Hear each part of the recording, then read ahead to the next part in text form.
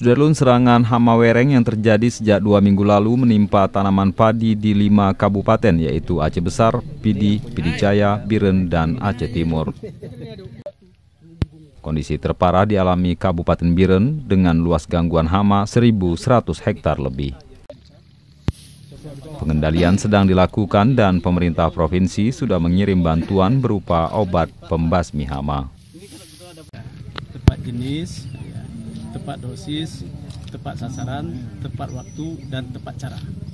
Ini 5 tepat yang harus dilakukan oleh petani kita melalui POPT kita dan penyuluh kita, KCD kita dengan dinas. Hama wereng juga terjadi pada 33 hektar padi di Aceh Besar, Pidi Jaya 68 hektar, Pidi 21 hektar, dan Aceh Timur 2 hektar.